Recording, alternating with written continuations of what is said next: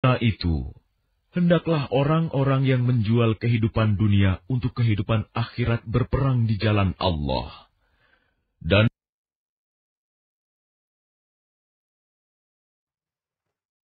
Radio Muslim Yogyakarta, pendidikan akidah, mendebarkan sunnah.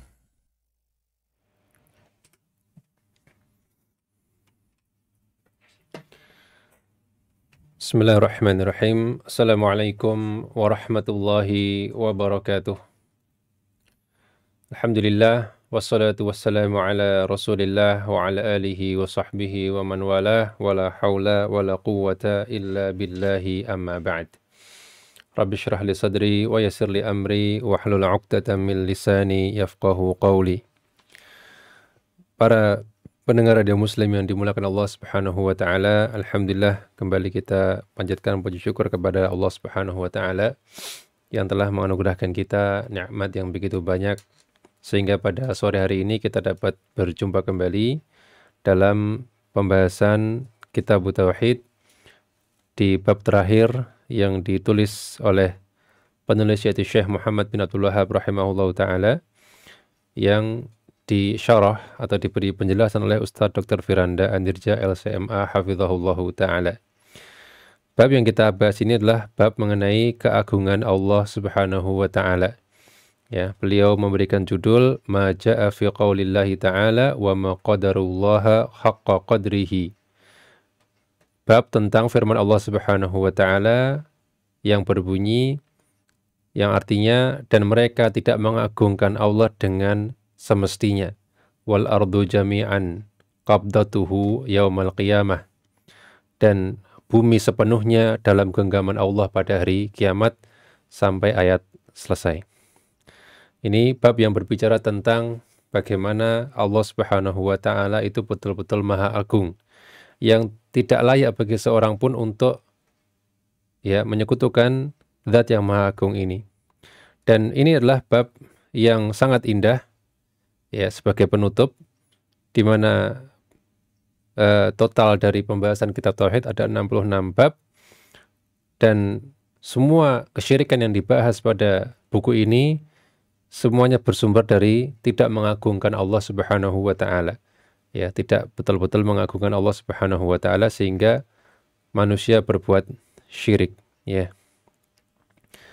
Dan penulis di sini membawakan dalil, yaitu firman Allah Subhanahu wa taala yang tadi kita bacakan, yaitu dalam Al-Qur'an Allah taala mengatakan wa ma qadarullaha haqqa qadrihi. Dan mereka, yaitu orang-orang musyrik, mereka tidak mengagungkan Allah dengan pengagungan yang semestinya. Wal ardu jami'an qabdatuhu yaumal qiyamah. Dan bumi sepenuhnya dalam genggaman Allah pada hari kiamat. Was samawatu matwiyatum biyaminih. Dan langit-langit alhamdulillah. Dan langit-langit itu digulung dengan tangan kanan Allah Subhanahu wa taala. Ya. Subhanahu wa ta'ala amma yusyrikun, maha suci Allah dan maha tinggi Allah dari apa yang mereka persekutukan. Ya, dalam ayat ini Allah Subhanahu wa ta'ala menyebutkan sikap sebagian manusia yang mereka tidak mengagungkan Allah dengan semestinya. Dan ayat semisal ini ada banyak, di antaranya juga firman Allah Subhanahu wa ta'ala wa ma qadarullaha haqqa qadrihi. Mereka tidak menghormati Allah dengan penghormatan yang semestinya. Idh qalu ma anzalallahu ala basyarin min syai', yaitu ketika mereka mengatakan Allah tidak menurunkan apapun kepada manusia. Yang artinya Allah cuek, membiarkan manusia begitu saja, Allah tidak menurunkan apapun. Ya, qul man anzalal kitaba alladzi ja'a bihi Musa nuran wa hudan linnas. Maka katakanlah wahai Muhammad, jika demikian siapa yang menurunkan kitab yang dibawa oleh Musa sebagai cahaya dan petunjuk bagi manusia? Taj'alunahu qaratisa tubdunaha, yang kalian jadikan kitab itu sebagai suatu lembaran-lembaran yang tercerai-berai, ya, dan kalian tampakkan wa tukhfuna katsiran, kalian tampakkan sebagian dan kalian juga sembunyikan sebagian, dan lebih banyak dari itu. Ya, lebih banyak yang kalian sembunyikan daripada yang kalian tampakkan. Ya. Wa 'ullimtum ma lam ta'lamu antum wala aba'ukum. Dan telah diajarkan kepada kalian apa-apa yang tidak diketahui oleh diri kalian dan juga nenek moyang kalian. Ya. Qulillahu thumma dharhum fi khawdihim yal'abun. Maka katakanlah bahwasanya ya Allah Subhanahu wa taala, biarkanlah mereka bermain-main dalam kesesatan mereka. Jadi yang menurunkan kitab itu Allah Subhanahu wa taala. Ya, kalau mereka masih menganggap Allah tidak menurunkan apapun, ya biarlah mereka larut dalam kesesatan mereka. Allah juga mengatakan dalam Al-Qur'an, ya ayuhan nasu duriba mathalun fastami'u lah. Wahai manusia, telah dibuat satu perumpamaan, maka dengarkanlah olehmu perumpamaan itu. Innal ladzina tad'una min dunillahi la yakhluqu dzubaban walau ijtama'u lahu. Sungguhnya yang kalian seru selain Allah, ya entah itu berhala, entah itu yang lainnya, mereka tidak dapat menciptakan walaupun seekor lalat, meskipun mereka bersatu padu untuk melakukannya. Wa iyaslubhum adz-dzubabu syai'an la yastanqidhuhu minhu dha'fu thalibu wal matlub. Dan jika lalat itu merampas sesuatu dari mereka, mereka enggak bisa merebutnya kembali dari lalat tersebut. Sungguh lemah dan lemah pula yang mereka sembah. Ma qadarullaha haqqa qadrih. Mereka tidak mengagukan Allah sebagaimana mestinya. Innallaha laqawiyyun aziz. Sungguhnya Allah Maha perkasa, lagi maha kuat, lagi maha perkasa. Ini beberapa ayat yang menunjukkan bahwasanya perilaku syirik adalah berasal dari mereka tidak mengagungkan Allah dengan pengagungan yang semestinya.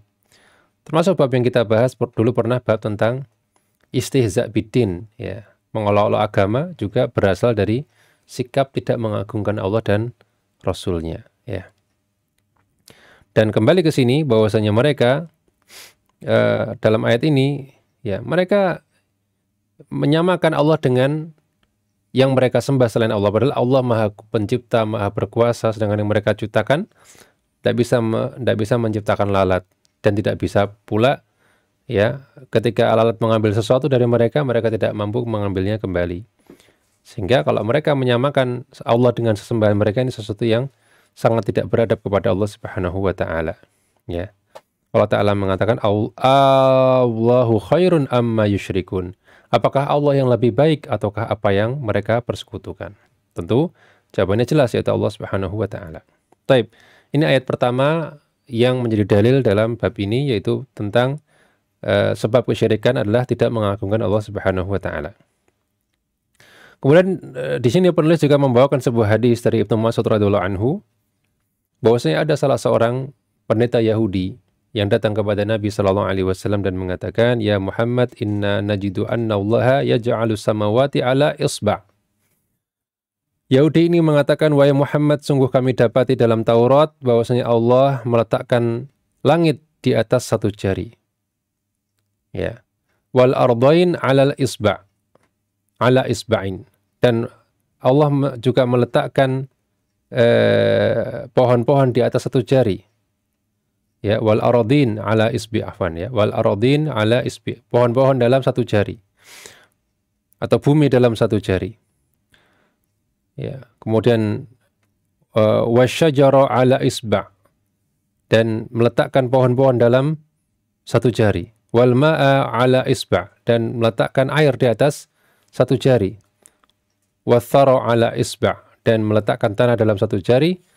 Wasairul khalqi ala isba', dan meletakkan seluruh makhluk dalam satu jari. Fayaqul, maka Allah Ta'ala kemudian berfirman, Anal Malik. Allah berfirman, akulah raja, akulah sang raja.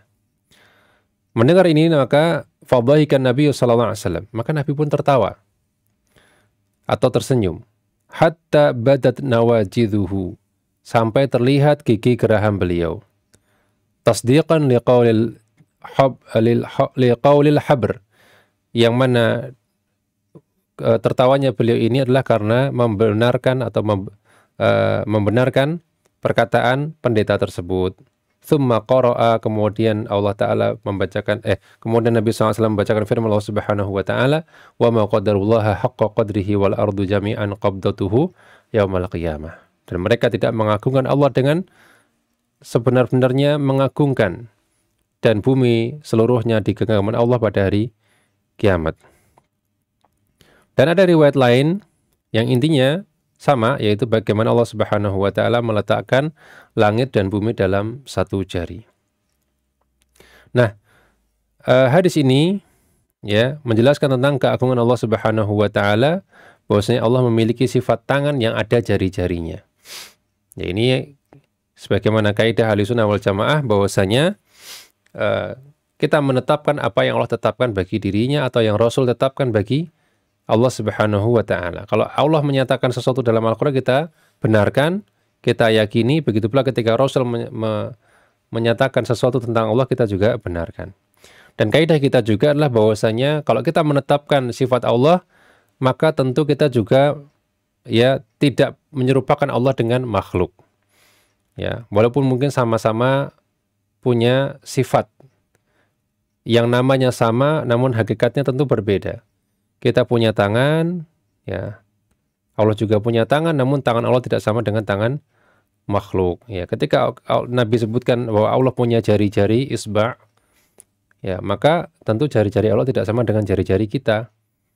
Ya, ini harus kita tekankan di sini agar tidak ada tuduhan bahwasanya kalau kita menetapkan sifat jari berarti kita menyamakan Allah dengan makhluk. Enggak. Ya, menetapkan itu tidak berarti otomatis menyerupakan. Sebagaimana kita menetapkan kaki meja, ya, meja punya kaki ya. Tapi apakah kaki meja sama dengan kaki manusia? Kan tidak. Ya.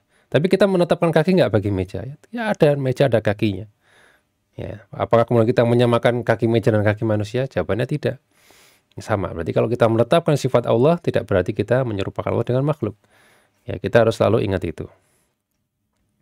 Dan dalam hadis ini Nabi SAW ketika didatangi oleh pendeta dari Yahudi yang membaca Taurat yang dia baca, ya, dia menyebutkan bahwasanya Allah meletakkan langit di satu jari, bumi di satu jari, makhluk di satu jari. Ya. Maka Nabi pun tertawa. Kenapa Nabi tertawa? Ibnu Mas'ud radhiyallahu anhu menjelaskan bahwasanya Nabi tertawa karena membenarkan ucapan sang pendeta. Ya. Kemudian Nabi SAW menekankan dengan ayat tadi apa? Wal ardu jami'an qabdatuhu yaumal qiyamah. Dan bumi sepenuhnya dalam genggaman Allah Subhanahu wa Ta'ala pada hari kiamat. Nah, berarti kan apalagi ditambah was-samawatu matwiyatum biyamini, dan langit-langit digulung dengan tangan kanan Allah. Nah, ini kan berarti kan Nabi sedang mengafirmasi, sedang membenarkan apa yang disebutkan oleh Yahudi ini, ya, pendeta ini. Maka hadis ini juga menunjukkan bahwasanya semua makhluk itu sangatlah kecil. Sehingga itu hanyalah dalam genggaman Allah Subhanahu wa Ta'ala. Allah Maha Agung, Maha Besar. Ya, sangat mudah bagi Allah untuk mengguncangkan alam ini. Ya. Dan Nabi SAW mengatakan tsumma yahuzzuhunna, dan Allah mengguncangkannya, mengguncang gunung-gunung dan pohon-pohon, ya. Kita juga ingat ada firman Allah, idza zulzilatil ardu zilzalaha, ketika bumi diguncangkan dan semisalnya. Dan juga Allah juga yang menahan pergerakan alam semesta ini. Semuanya Allah tahan pada orbitnya. Allah Ta'ala mengatakan, innallaha yumsikus samawati wal arda antazula. Sungguh Allah yang menahan langit dan bumi agar dia tidak jatuh. Ya, supaya tidak lenyap. Karena kalau orbitnya itu ada yang salah, ada yang lepas, ya, maka bisa tabrakan. Ya, planet-planet bisa saling bertabrakan. Ada yang ketarik sama matahari, tenggelam, ya. Ini coba kalau misalnya ada yang kurang kecepatan revolusinya mengelilingi matahari misalnya. Kurang kurang beberapa meter per second aja, udah, misalnya gitu ya. Maka boleh jadi akan ketarik ke matahari. Kemudian akan tenggelam di matahari. Ya, ini maka Allah Ta'ala yang mengatur, yang menahan langit dan bumi agar tidak jatuh. Nah, kemudian ada sanggahan dari ahlul bid'ah.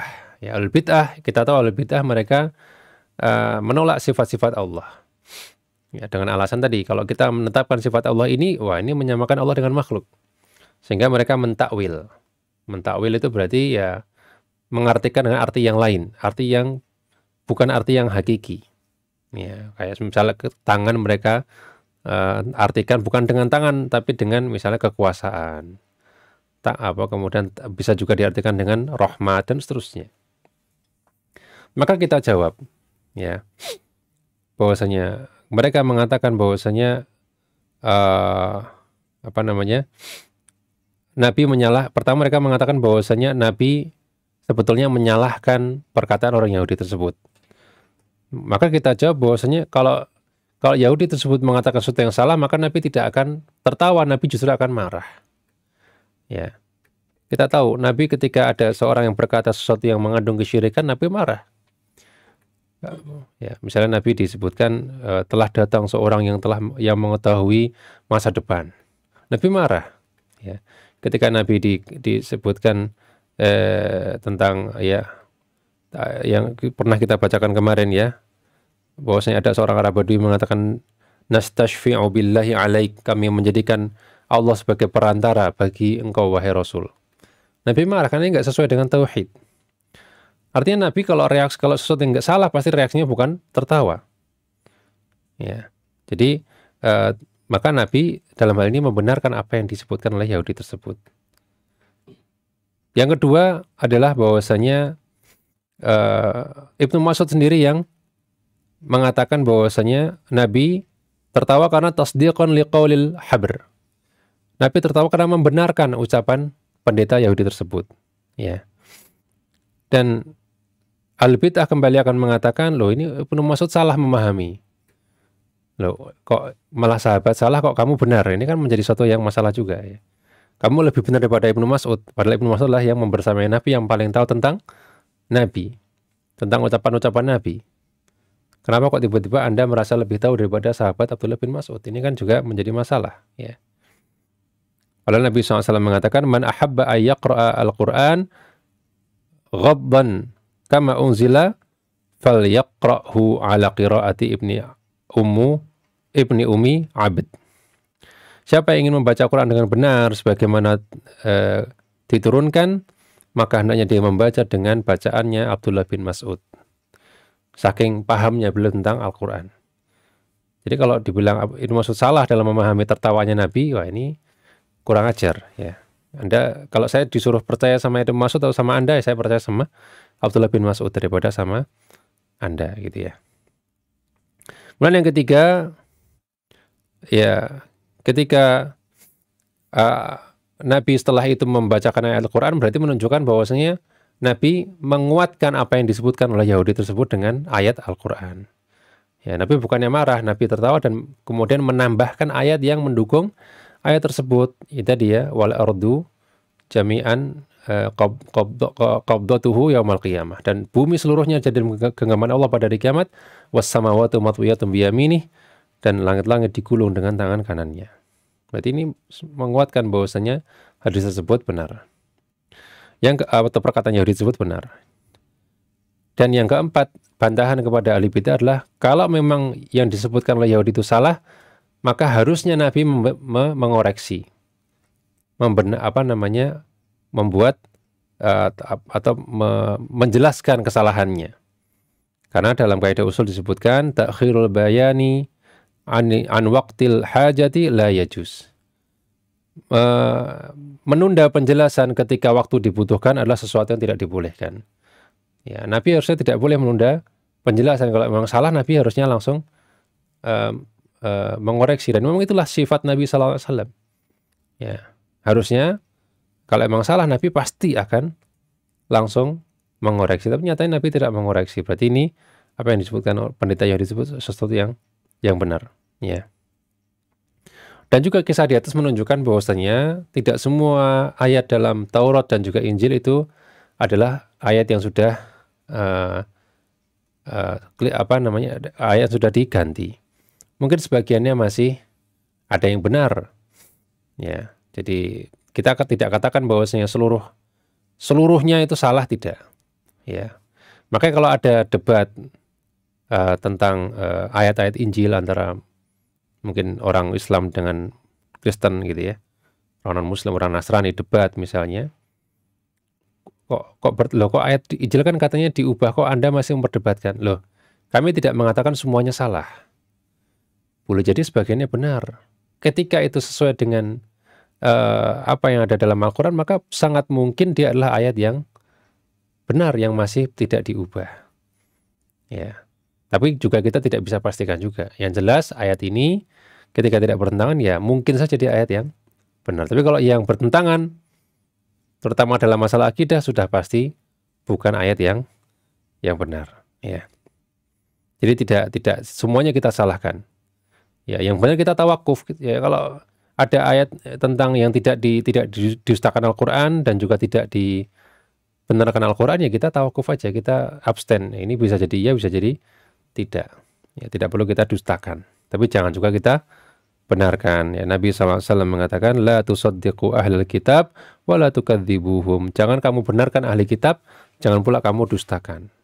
Ya, karena tadi kita nggak tahu mana yang benar, mana yang salah. Ya, yang kita yakini memang sudah diubah, tapi mungkin tidak semuanya. Ya.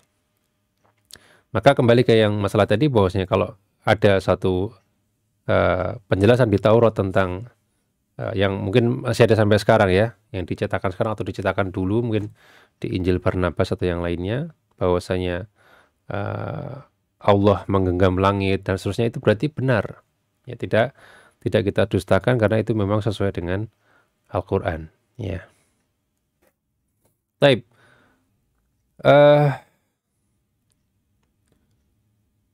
Kemudian beliau Syekh Muhammad bin Abdul Wahab melanjutkan matan dari atau dalil yang beliau bawakan di sini, itu dalil dari hadis dari Abdullah bin Umar radhiyallahu anhuma, riwayat Muslim, bahwasanya Rasulullah sallallahu alaihi wasallam mengatakan, ya, yatwillahu samawati yaumal qiyamati tsumma ya'khudhuhunna biyadihi al-yumna. Allah Subhanahu wa taala akan menggulung seluruh lapisan langit pada hari kiamat, kemudian dia ambil dengan tangan kanannya. Tsumma yaqul, kemudian berfirman, anal malik, akulah sang raja. Ainal jabbarun, di manakah orang-orang yang berlaku sewenang-wenang? Manakah raja-raja bumi yang sewenang-wenang? Ainal mutakabbirun, di mana orang-orang yang sombong? Tsumma yatwil ardain, tsumma yatwil ardin as-sab'. Kemudian Allah Ta'ala melipat 7 lapis bumi. Tsumma ya'khudhuhunna bishimalihi, kemudian diambil dengan tangan kirinya. Tsumma yaqul, kemudian mengatakan, anal malik, akulah raja. Ainal jabbarun, ainal mutakabbirun. Akulah sang raja, kata Allah. Di manakah sekarang orang-orang yang berlaku sewenang-wenang? Di manakah orang-orang yang sombong? Ini hadis riwayat Muslim dari Abdullah bin Umar radhiyallahu taala anhuma. Maka di sini menceritakan tentang agungnya Allah Subhanahu wa taala dan menguatkan ayat-ayat dan juga hadis sebelumnya, bahwasanya Allah pada hari kiamat akan melipat langit. Ya, dan Allah akan mengguncangkannya. Dan Allah akan ambil langit dengan tangan kanannya dan mengatakan, anal malik, akulah sang raja. Ya, dalam riwayat lain disebutkan, ainal muluk, aina mulukul ard, mana raja-raja dunia? Ya, maka tidak ada yang berani berbicara karena semuanya rendah dan hina di hadapan Allah, meskipun ketika di dunia mereka adalah rajanya. Ya, raja dari banyak sekali manusia, namun ketika hari kiamat mereka akan hina dina. Ya. Apalagi orang sombong. Orang yang sombong maka Allah akan hinakan dari kiamat. Nabi SAW mengatakan, yuhsyarul mutakabbiruna yaumal qiyamati amthala dzar fi suwaril ar-rijal. Orang-orang sombong pada hari kiamat akan dikumpulkan sepisal adzar, yaitu semisal semut kecil dalam bentuk manusia. Yaghsyahumudzul min kulli makan, dan mereka diliputi kehinaan dari berbagai sisi. Nah, ini kondisi orang-orang pada hari kiamat. Nah, hadis ini diriwayatkan oleh Abdullah bin Umar radhiyallahu anhuma, yang dengan tegas menyebutkan Allah punya 2 tangan, yaitu kiri dan kanan. Ya, yaitu Allah pegang langit dengan tangan kanannya, Allah pegang bumi dengan tangan kirinya. Namun para ulama dalam pembahasan asma wa sifat mereka berselisih apakah hadis ini sahih ataukah tidak. Karena ada riwayat lain yang menyebutkan bahwa Nabi SAW mengatakan kilta yadaihi yaminun. Nabi mengatakan kedua tangan Allah itu kanan. Dua-duanya kanan. Wallahu ta'ala alam, ya, yang lebih tepat adalah betul bahwasanya kedua tangan Allah adalah kanan. Karena ini riwayat yang lebih tegas. Ya, dan banyak ulama mendhaifkan riwayat Ibnu Umar yang menyebutkan adanya tangan kiri bagi Allah Subhanahu wa taala. Ya. Dan hal ini semakin menunjukkan bahwasanya Allah tidak bisa dibayangkan seperti makhluk. Ya, kalau makhluk ada kanan kiri, kalau Allah kanan semua. Ya, meskipun sebagian ulama mereka menjelaskan, ada yang mengatakan penyebutan kanan itu adalah karena kiri itu identik dengan tercela. Jadi kanan itu disebut karena dia adalah sisi yang lebih afdol, sehingga disebut kanan semua. Walaupun hakikat kanannya kita tidak tahu. Ya. Yang jelas maksudnya adalah untuk mengagungkan Allah Subhanahu wa taala. Baik. Kemudian dalil berikutnya yang dibawakan oleh Syekh Muhammad bin Abdul Wahhab adalah hadis atau athar dari Ibnu Abbas radhiyallahu taala anhuma.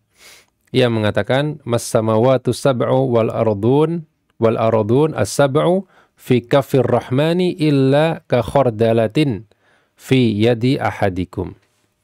Kata Ibnu Abbas radhiyallahu anhuma, ya, tidaklah langit yang 7 dan bumi yang 7 di telapak tangan Allah Ar-Rahman itu kecuali seperti sebutir biji sawi yang diletakkan di telapak tangan seorang di antara kalian. Jadi kalau seperti kita punya tangan, kemudian kita ada biji sawi, ya, sekecil itulah langit yang 7 dan bumi yang 7 di telapak tangan Allah Subhanahu wa taala. Nah, ini menunjukkan bahwasanya kita ini sangat kecil dibandingkan Allah Subhanahu wa taala. Langit dan bumi aja sangat kecil, apalagi kita yang di dalamnya. Ya. Maka tentu dalam hal ini Ibnu Abbas tidak sedang menyamakan tangan Allah dengan tangan makhluk. Namun Ibnu Abbas hanya menyatakan besarnya kira-kira seperti itu perbandingannya. Bukan berarti tangan Allah sama dengan tangan makhluk, bukan. Tapi perbandingan besarnya untuk menunjukkan kira-kira seberapa besar Allah Subhanahu wa taala dibandingkan dengan langit dan bumi. Ya, sama seperti dalam riwayat misalnya tentang kursi Allah, ini nanti akan kita sebutkan, ya. Yaitu dalil dari Zaid bin Aslam bahwasanya Rasulullah SAW mengatakan mas-samawatu sab'u fil kursiyyi illa kadarahima sab'atin ulqiyat fi tursin. 7 langit, ya, dibandingkan dengan kursi Allah Subhanahu wa taala itu tidak lain seperti 7 keping dirham yang diletakkan di atas perisai yang dipakai untuk berperang. Kan besar tuh. Nah, itu kemudian ada 7 keping dirham, 7 koin ditaruh di situ, maka seperti itulah langit-langit dibandingkan dengan kursinya Allah Subhanahu wa taala. Namun riwayat ini mursal itu berarti ada sahabat yang dilewati. Jadi Zaid bin Aslam ini tabi'in. Ketika seorang tabi'in mengatakan Rasulullah SAW bersabda, ini kan ada sahabat yang di-skip, yang dilewati, karena tabi'in tidak pernah bertemu Nabi. Harusnya tidak menyatakan bahwasanya Nabi bersabda demikian kecuali melalui sahabat. Nah, sebagian ulama memang menyatakan hadis mursal ini diterima karena semua sahabat adil. Cuman ini kurang tepat karena ya boleh jadi dia melewati tabi'in lain yang sebelum sahabat yang ternyata dhaif. Ini bisa jadi.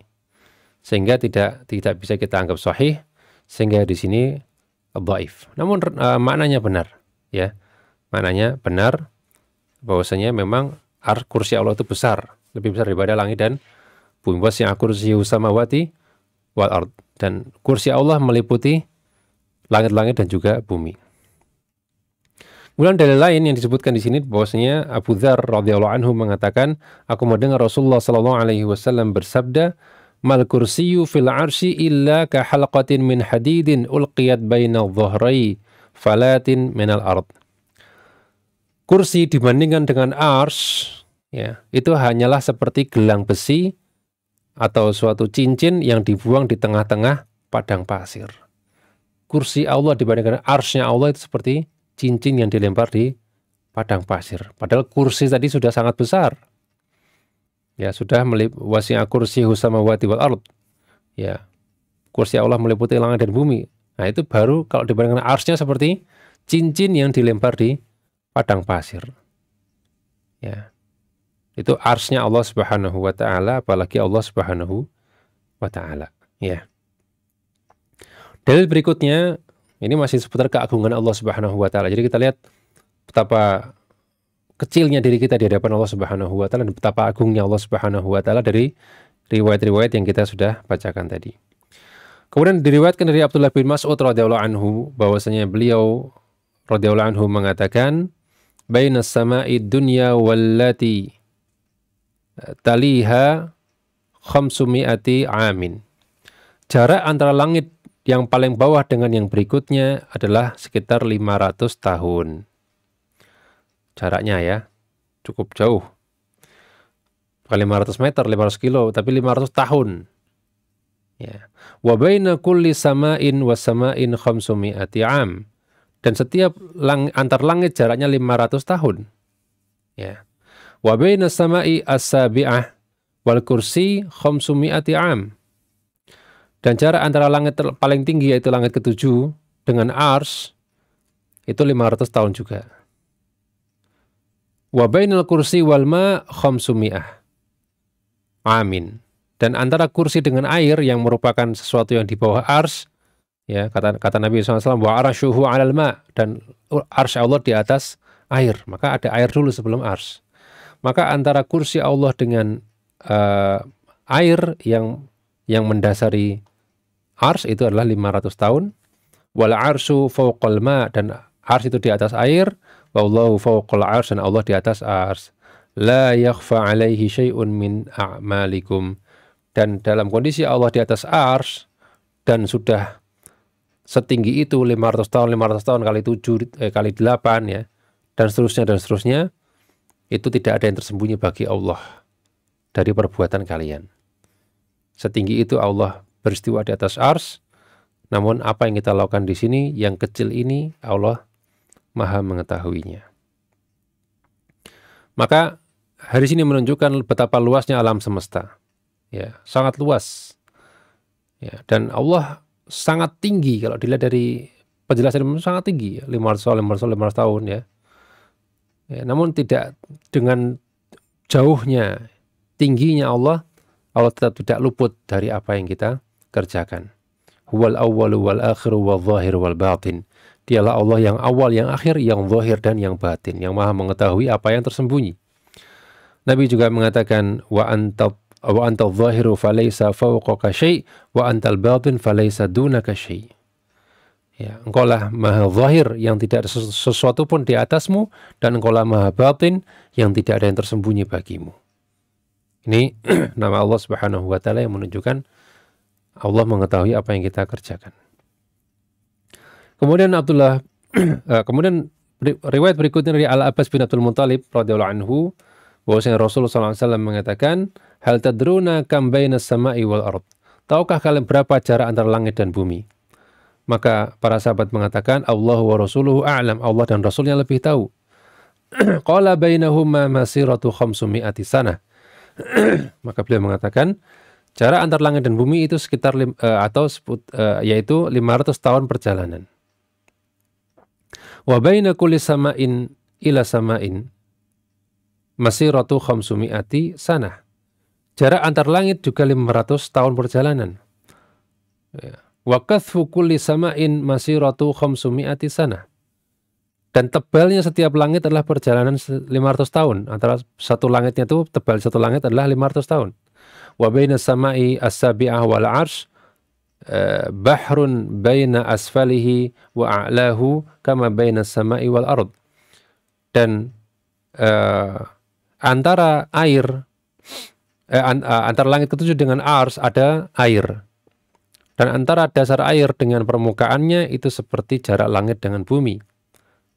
Ya, Wallahu fawqa dzalik, dan di atas semua itu adalah Allah Subhanahu wa taala. Wa laisa yakhfa 'alaihi syai'un min a'mali bani Adam. Dan tidak ada yang tersembunyi sedikit pun ya dari Allah semua perbuatan anak Adam atau manusia. Ya. Allah Subhanahu wa taala berfirman, "Alam tarau kaifa khalaqallahu sab'a samawatin tibaqa." Tidakkah kamu perhatikan bagaimana Allah menciptakan 7 langit yang berlapis-lapis? Ya. Jadi kan kalau kita meyakini bahwa bumi ini bulat dan memang bulat, ya, tentu semua yang mengarah ke atas itu namanya langit. Maka tidak ada istilahnya Amerika di bawah kita, nggak ada. Iya, kalau mau lihat kesejajaran ya diputer ya, dilihat ya. Dari pusat bumi berapa? Nah, itu baru kita bisa tahu, baru bisa mengatakan sesuatu di bawah sesuatu itu kan semakin menuju pusat bumi itu semakin di bawah, semakin menjauh dari pusat bumi namanya semakin ke atas. Sehingga kalau kita sebut langit itu apa namanya, ada 7 lapis ya 7 lapis lingkaran di luar bumi.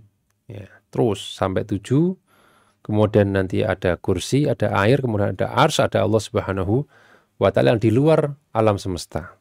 Ya, Allah Subhanahu wa taala yang di luar alam semesta. Maka kalau kita lihat di sini bahwasanya betapa besarnya langit, ya setiap langit jaraknya 500 tahun perjalanan, ya maka kita bisa melihat kalau langit aja sebesar ini maka betapa besarnya Allah Subhanahu wa ta'ala, ya. Dan ini juga menunjukkan bahwasanya Allah al-zahir, tidak ada sesuatu yang di atas Allah. Nabi sudah menyatakan wa fawqa dzalika Allah, semua yang wallahu fawqa dzalik, dan Allah di atas semua itu. Namun walaupun Allah maha tinggi, ya, namun Allah tetap mengetahui semua yang terjadi.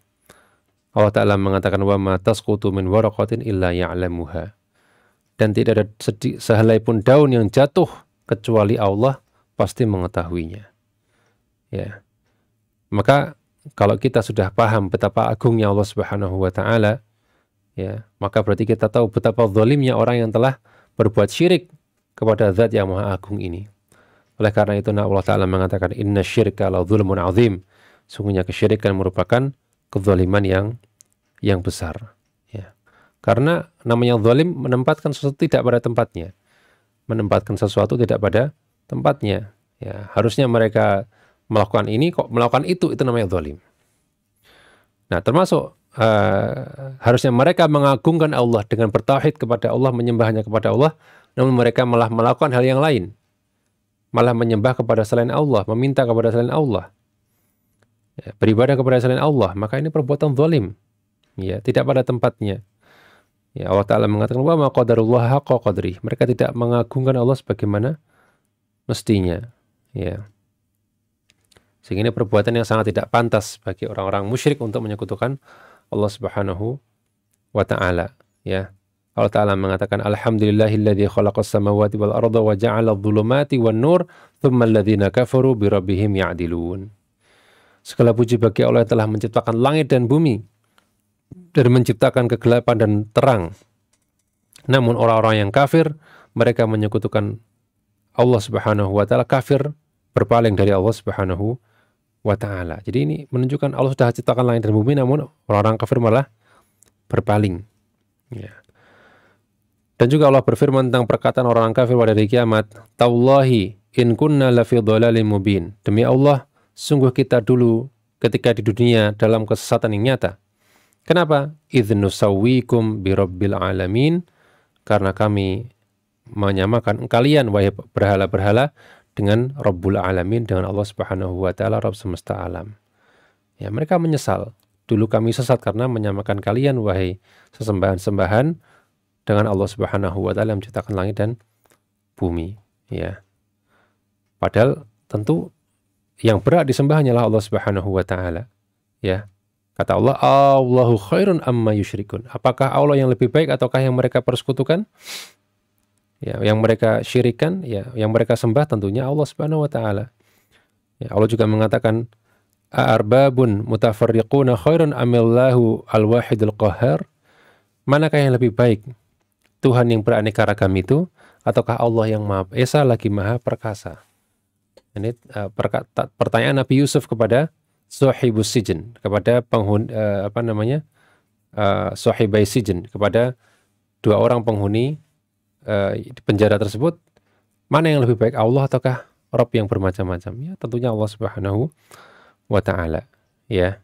Nah, kalau orang mengenal Allah Subhanahu wa Ta'ala, maka mereka tidak akan menyekutukan Allah.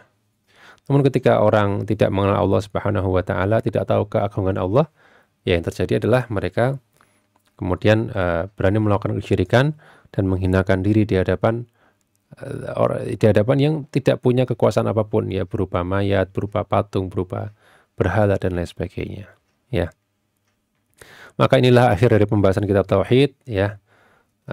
Dan kita ucapkan alhamdulillah atas berkat karunia Allah, ya, penulis yaitu Ustadz Firanda dapat menyelesaikan penjelasan dari kitab ini, dan juga beliau berwasiat untuk diri beliau sendiri dan juga para pembaca untuk terus belajar tentang tauhid, ya. Dan bukan berarti kalau kita sudah belajar, sudah khatam kitab tauhid, berarti kita sudah pakar, bukan. Ya. Tauhid itu ilmu yang harus dimurojaah sebagaimana ilmu-ilmu yang lain, ilmu fikih, ilmu akidah, ilmu tauhid, semuanya harus dimurojaah, harus terus belajar, ya. Karena kita kadang bukan cuma masalah lupanya, tapi juga masalah kalau kita lama nggak tersentuh itu pengamalan, apalagi tidak diamalkan, itu akan lama-lama hilang. Ya, apalagi boleh jadi kita akan berhadapan dengan kejadian-kejadian yang membutuhkan penerapan dari ilmu tauhid ini. Ya, contoh misalnya kita sudah belajar tentang riya dalam kitab tauhid ini. Namun kadang-kala kan kita terjatuh dalam riya. Ya. Nyatanya kita terjatuh dalam riya. Bukan berarti selamat kalau sudah belajar riya, kita selamat dari riya. Ya. Begitu pula dalam kitab tauhid ada pembahasan tentang sabar, ternyata kita nggak sabar. Ada pembahasan masalah takdir, ternyata kita suudzon terhadap takdir Allah Subhanahu wa Ta'ala. Jadi intinya tidak berarti kita belajar langsung otomatis sudah selesai. Enggak. Belajar tauhid merupakan pembelajaran sepanjang hayat. Ya. Dan tentu kita harus juga menumbuhkan ghirah atau semangat tauhid pada diri kita. Kita harus ingatkan kaum muslimin, ya, saudara-saudara kita yang terjerumus dalam praktek-praktek kesyirikan. Ya, kita sudah belajar bahwasanya ini syirik besar, ini syirik kecil, macam-macam syirik kecil, macam-macam wasilah menuju syirik, ya. Ya, kita kalau sudah belajar, kita terapkan, kita dakwahkan kepada kaum muslimin yang masih berbuat syirik.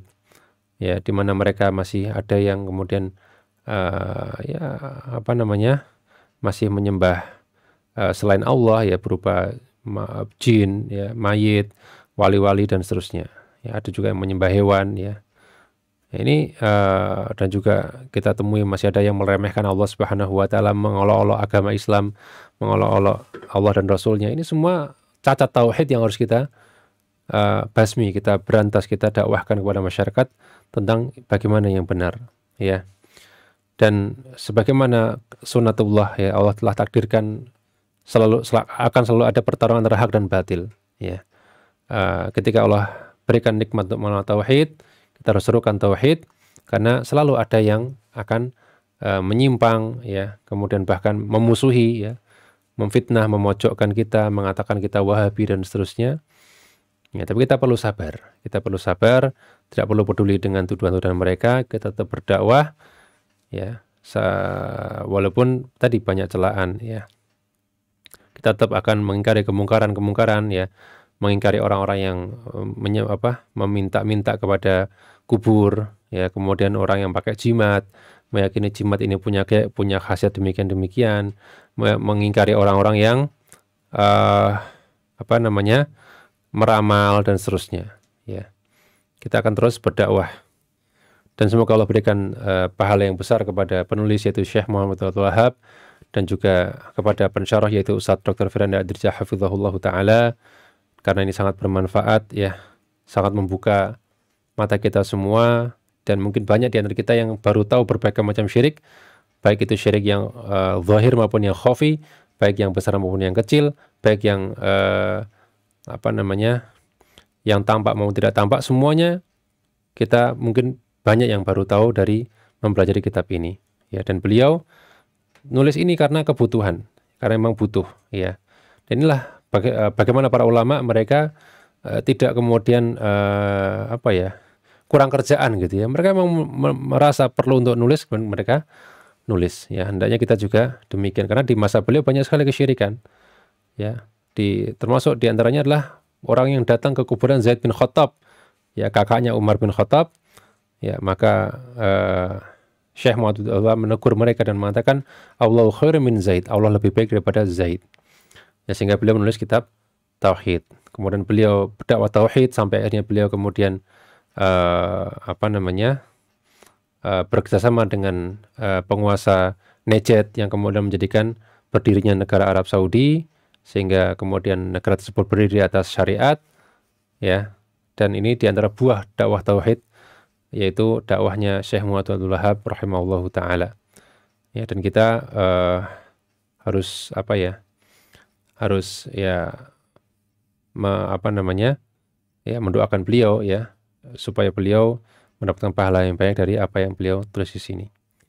Nah, barangkali itu yang bisa kita bahas pada kesempatan sore ini. Semoga bermanfaat dan semoga kaum muslimin semua dapat mengamalkan apa yang telah kita pelajari.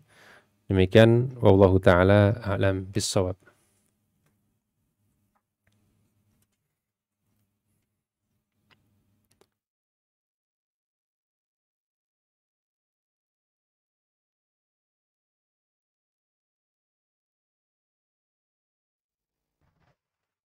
Muslim Yogyakarta. Pendidikan akidah, mendebarkan sunnah. Yuk salurkan donasi Anda untuk mengembangkan dakwah Radio Muslim Jogja 1467 AM melalui transfer Bank Syariah Indonesia ke nomor rekening 775533000099 atas nama Yayasan Pendidikan Islam Al-Azhari. Konfirmasi via WhatsApp atau SMS ke nomor 0852 9334 8887 dengan format nama, pagar, kota, pagar, nominal. Atau donasi dapat langsung disalurkan ke studio Radio Muslim Jogja yang beralamatkan di Kompleks Masjid Al-Hasanah, Terban, Gondokusuman, Yogyakarta.